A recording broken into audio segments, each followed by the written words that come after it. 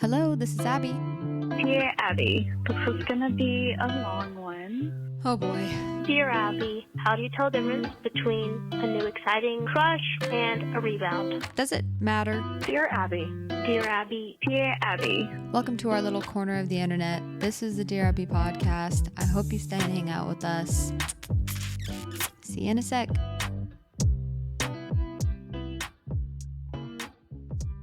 Okay, everyone, welcome back to Dear Abby. This is episode, don't know why I always say the episode number. I don't think that really matters that much to anyone. Here we are, back again. Thank you for joining me. My setup is a little bit different today, and I'm very happy about that because, well, it's not perfected yet, okay? So it was either I record out here where the lighting's not great, it's a weird time of day, I didn't get everything set up. For all I know, the podcast could not even be recording because I have a 30-foot cord on both my microphone and my camera that connect all the way back to my PC that is in the closet because I moved into a studio apartment.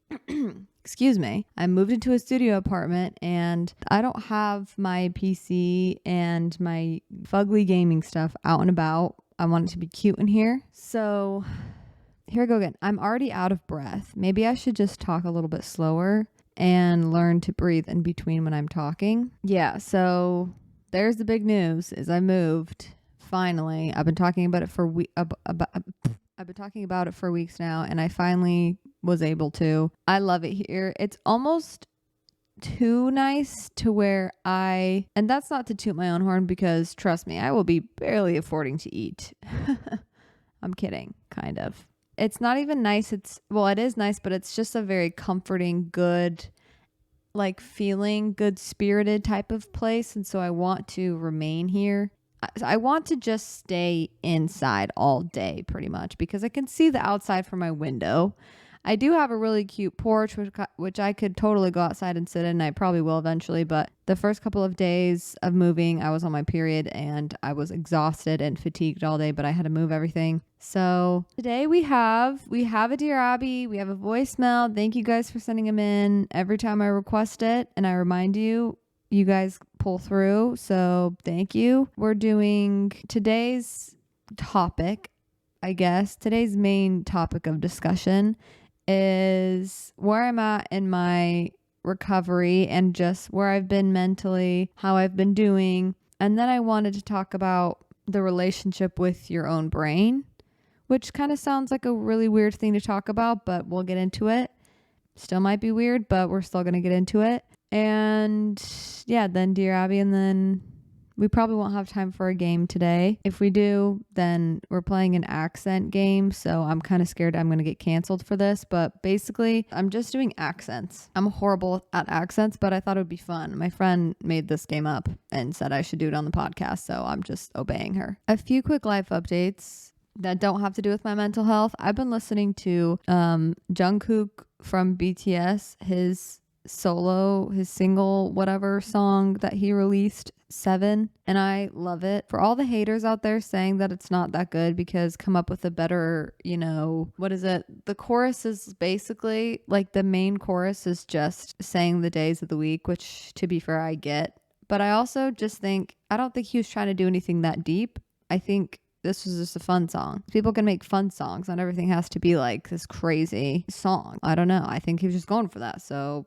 I liked it. I thought it was a good, fun song. Obviously, I moved, so that's a big life update. I've been redoing the place that I moved into. Not a ton. I was lucky enough to move into a friend's place, and she had a bunch of stuff already in this studio for me to use. So she left a bunch for me, so I'm like so grateful. I've been very blessed by getting this apartment, and I'm literally going to be so grateful every single day as much as I possibly can. And I'm excited to kind of put my own spin on the place. I already redid a couple things and painted a couple things. So yeah, I'm excited to see how it turns out. But blah, blah, blah, blah. Who cares about me painting? Ooh, cool. Good for you, Abby. You've been doing a normal DIY home decor stuff. Honestly, that yawn is appropriate because I was going to say I've honestly just watched a lot of TV lately, if I'm going to be totally honest. I'm not going to act like I've been living my best life right now because my best life has been fatigued on my period and wanting to watch Hulu and Love Island. That's what I've been doing. Is it the most productive thing I could have been doing? Yes. For me at that time, yes, I was literally so tired. You guys, it's one of those things where I have to be more, I'm trying to be more intentional with my time, and that doesn't mean like I have to get more and more and more done. I think it's just I kept telling myself, don't try to guilt trip yourself for just wanting to relax and yes, probably waste time, air quotes, by watching TV and just like letting your mind just kind of relax for a little bit. Probably not great for dopamine. It's just one of those things where I was just so tired and I just couldn't even, I like literally couldn't even think straight. And every time I would do meditation and I would try to do all that stuff, and it was still just like, I just wanted to watch TV. And I actually don't watch that much TV, if I'm being honest. I maybe watch Survivor like 1 or 2 episodes every 3 days with my boyfriend. Other than that, I don't really watch a ton of TV unless I'm with people or whatever. So I was like, I'm just going to let myself have a binge kind of week alone in my new place. And it's been amazing, but also I'm kind of getting over it already until the next month, probably. So yeah, so no shame in letting yourself actually, like, sorry, I don't even think I finished my thought, but I was saying I'm trying to let myself just rest when I actually want to rest and not try to convince myself out of it or be like, oh, just get up and do this. It's like, as a woman, I genuinely feel so tired for a couple of days out of the month, more than a couple of days. And I'm just going to listen to that. And I still went on a run and I, did some Pilates, but like mat at home Pilates because it's so effing expensive. So I did like slower stuff and I didn't go crazy. But I think for most of the day, I was like, I kind of just want to paint and watch TV and do laundry, and that was fun for me. Okay, moving on. So other than that, I don't really have too many other life updates for you. Everyone's probably like, oh, hallelujah. Let's go into my mental health update. It's been a really reflective couple of days for me. Again, I've been cooped up in my new place and have just kind of let my thoughts wander, and which is spooky sometimes. But I had a therapy appointment yesterday. So I go to therapy for OCD and anxiety and also like depression. But I feel like for all of them, I've kind of, they're pretty manageable now. Sometimes things really, really bother me, like intrusive thoughts, images, urges, sensations, like all of that stuff. I still experience that multiple times throughout the day. But as far as compulsions go, which that is the disorder, is they're way, way, way, way, way down to where I barely even do any compulsions. And when I do, I catch them really fast. But I'm still not perfect. I think for me at this point, I've had so many breakthroughs with my recovery. And I think it's just being patient and pushing forward and whatever that looks like for me. My therapist, well, just on the app that I use to do therapy, they have like an assessment test that you have to do before your appointment. I think it's every week or every other week. I haven't gone to him in like 3 months. So I haven't had therapy in 3 months because it's kind of expensive. We went over the assessment and I was like, the second best I've ever been.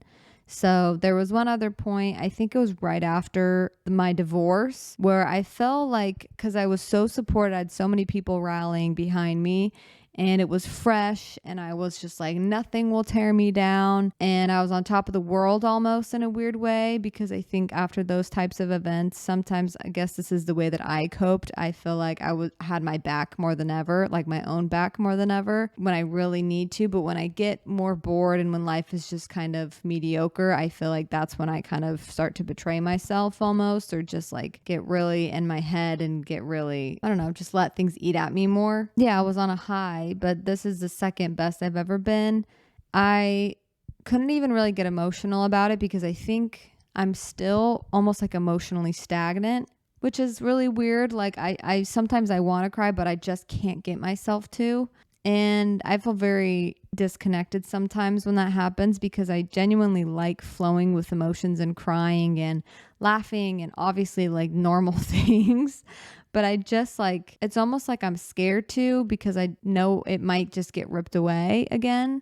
I don't even know, but it's just interesting. So I'm hoping that if I just keep going and keep backing myself and trying, that maybe someday I can kind of get back into just letting things flow. But yeah, it is weird being emotionally stagnant. I think also just with depression, you sometimes just feel like you can't even cry because you've cried so much that you literally are like, I cannot. Emotionally, I have nothing left to give. So I just feel like a robot, but you're still human, you know, even if you're a robot human, you or a cyborg, let's say, is that half robot, half human? Whatever.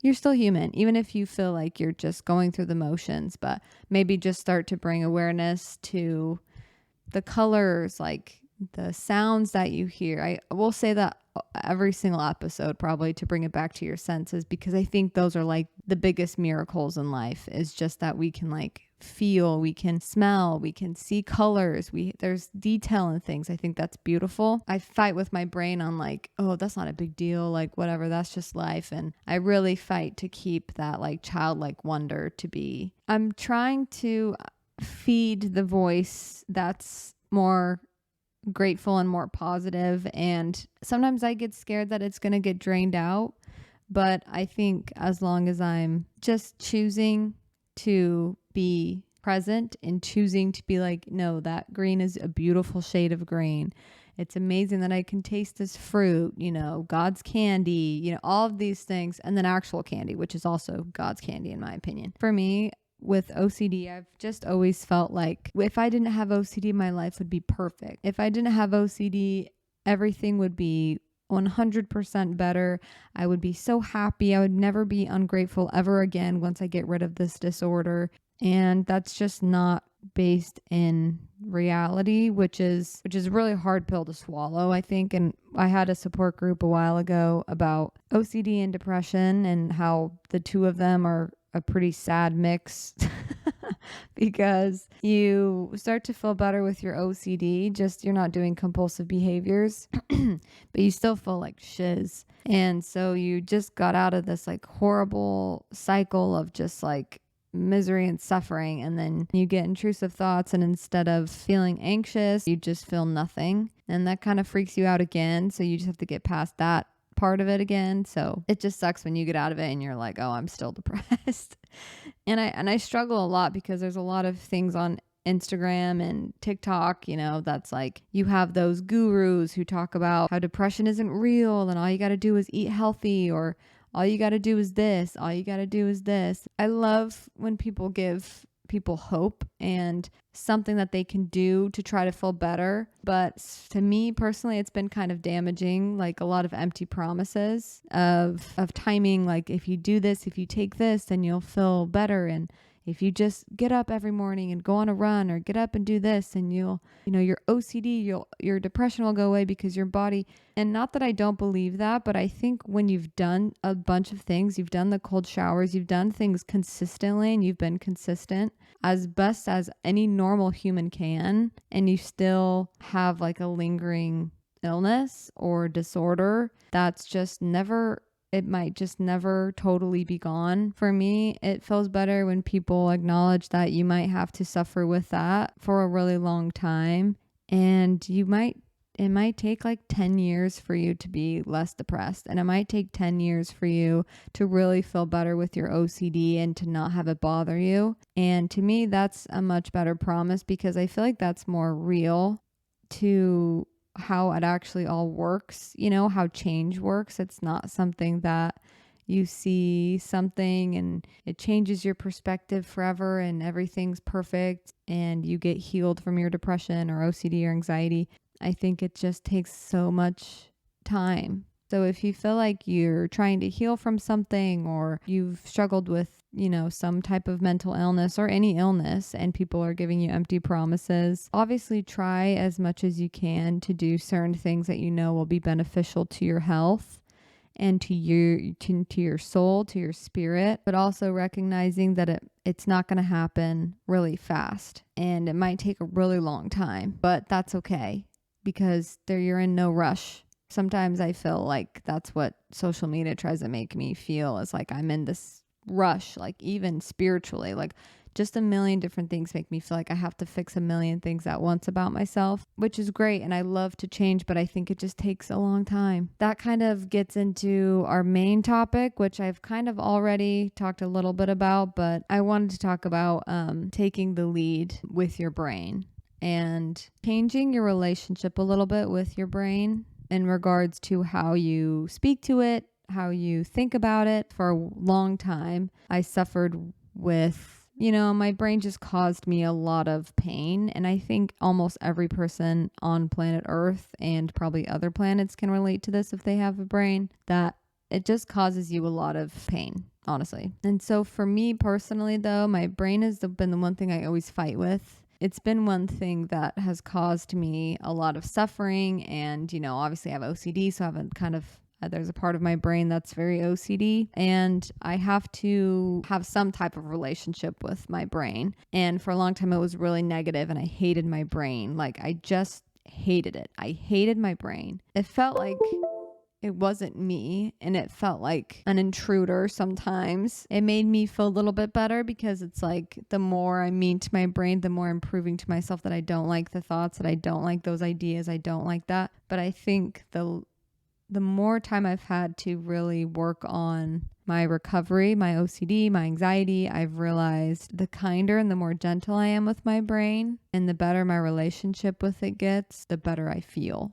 And the more power I feel like I have over my brain. And the more power I feel like I have over my brain, almost the scarier I felt a little bit scared about that, because it's just uncomfortable. That just takes time, I think, to build up confidence and to build up, confidence in yourself, and knowing that you can handle being more in control, of your brain and in control of your life. What was I saying? What was I talking about?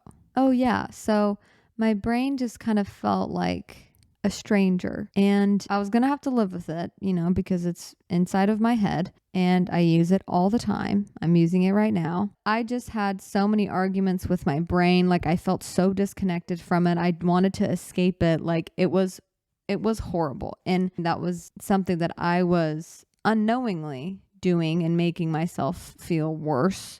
So I decided one day, because I think I was walking. It wasn't that long ago, but I was on a walk, and I was like, you know what? I'm going to have to deal with these thoughts. I'm going to have to deal with my brain my whole life. And I don't want to think of it as like a chore or something that sucks, because that's a horrible life to live. And I want to be grateful for my breath. I want to be grateful for everything, because I just want to feel joy, and I want to have purpose and, all that stuff. So I was like, I'm just going to decide to try to befriend my brain in whatever way I can. When you have OCD, it's not befriending the ideas or the thoughts, but and that's kind of hard for me to distinguish, but just befriending that my brain has always been trying to help me. My brain has always tried to help me.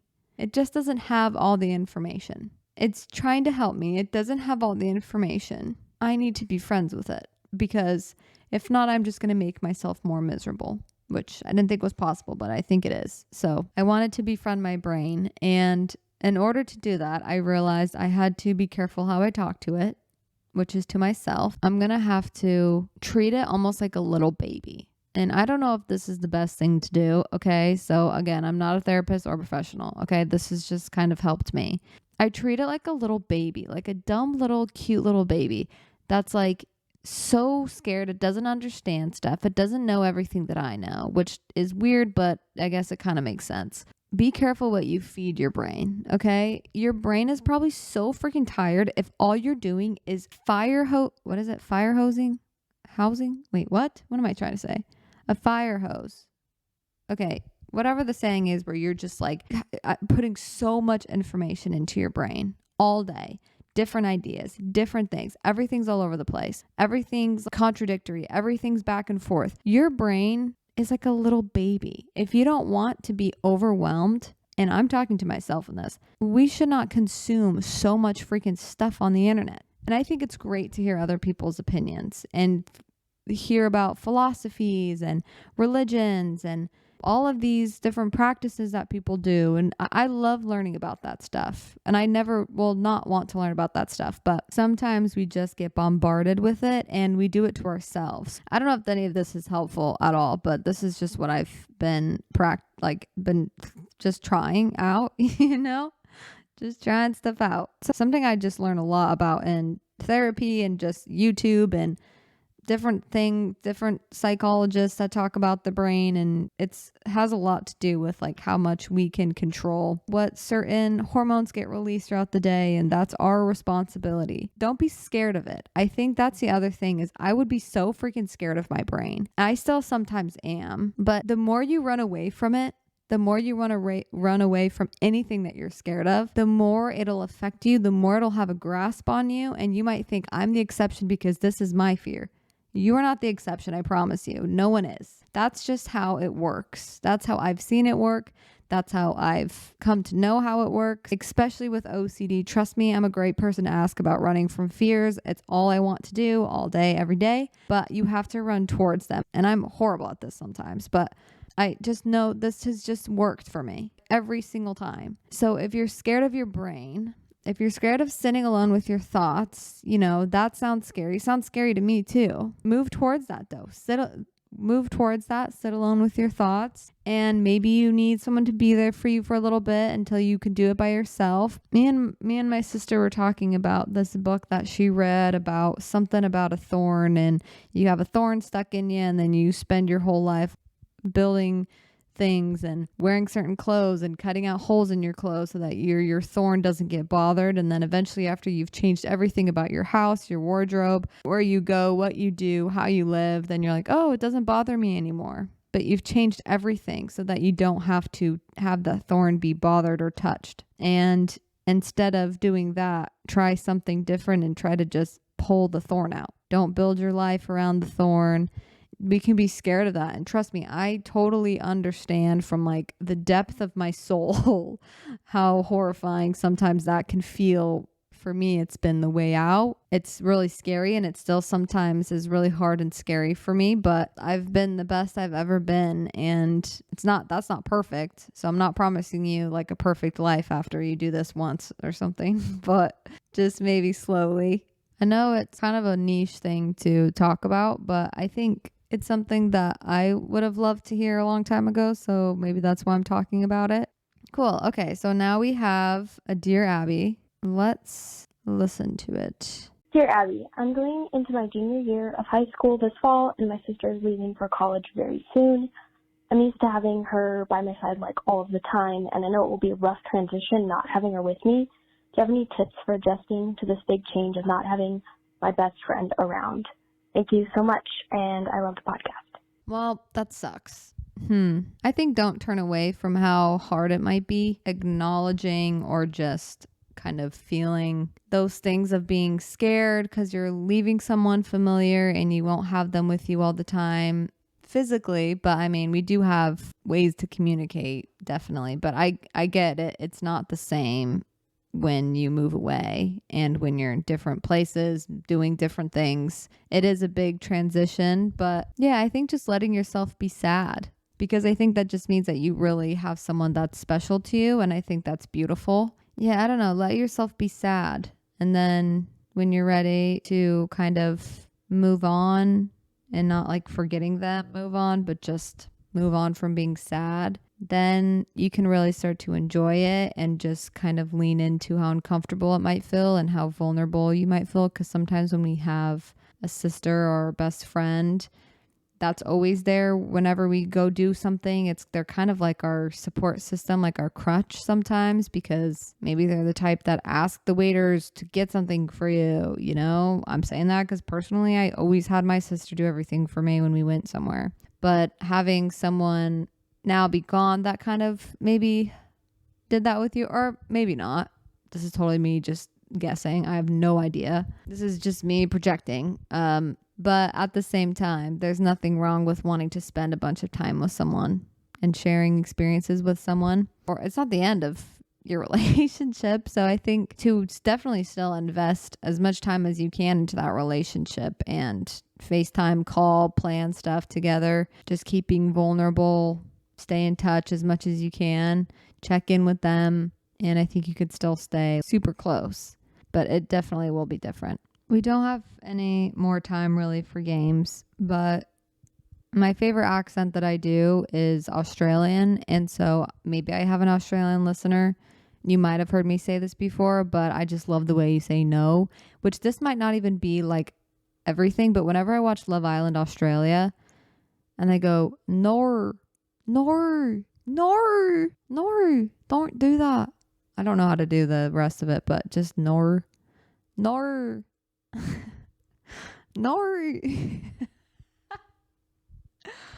It's so classic. I truly say it like 20 times a day, probably.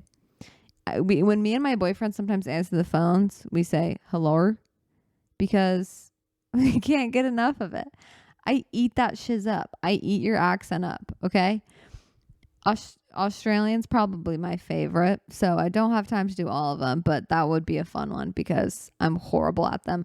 But I also might get people riled up against me because they would be horrible and possibly offensive if you would take that offensively. But yeah, I think I'm just going to wrap it up there. I'm so sorry that my video was being dumb. Half of it kept turning on and turning off, turning on, turning off. I sound like a freaking broken record. I just can't really pay to buy a massive camera. I genuinely cannot. So I will try to figure out why it overheats and buy new batteries. I already bought a new battery, but I guess maybe just find a cooler. I can put it into a cooler when I'm recording. I don't freaking know what the issue is. My what is it called? Setup quality. My camera tech is not high end whatsoever. So thank you guys for watching if you did, and sorry to disappoint you once again. I suck. I freaking know. Everything's so expensive. Everything is so expensive right now. Literally, let me say it one more time. Expensive. And with that, because it is, I'm going to go have probably sourdough with cheddar cheese. Just cut cheddar cheese, not cooked. Nothing's cooked. Nothing's seasoned. In hummus probably, because that's the most girl meal I've ever heard of. College girl meal I've ever heard of. College aged girl meal I've ever heard of. You know, just a bunch of random shiz that you find that you put together and you eat because you don't want to make. I did make pasta the other day though, and it was really good, but it's just so expensive to make an actual recipe. Why do people think it's cheaper to make recipes? It's freaking not. It's genuinely not cheap to do that. Well, I hope this was a semi-good episode of Dear Abbey. Thank you guys so much for listening. I'm genuinely shocked anytime I go look at my analytics and I have more than one person listening, let alone hundreds. And hopefully one day we can get to thousands and tens of thousands and hundreds of thousands and millions. Just kidding. I'd be happy with it stayed like this because I just have fun doing it. And to be fair, my production, that's what I was looking for. My production is not the best right now, so I don't expect nothing. Yeah, thank you guys so much for listening. I hope you guys have a great Thursday, and I hope the rest of your weekend is filled with fun, some laundry and TV time, because to me that sounds like a good night. Some good food, maybe some good company. Maybe if you're in the dating scene, a good date. Find a cute person. Some good candy. Okay, I'm done with that. Bye. Love you. Bye. 우회전 taking a ride to journey. 눈치 보면서 들어가 할 때 찾아. 나머진 바빠. 개설레임 바꾸는 사람들. 시간만 지나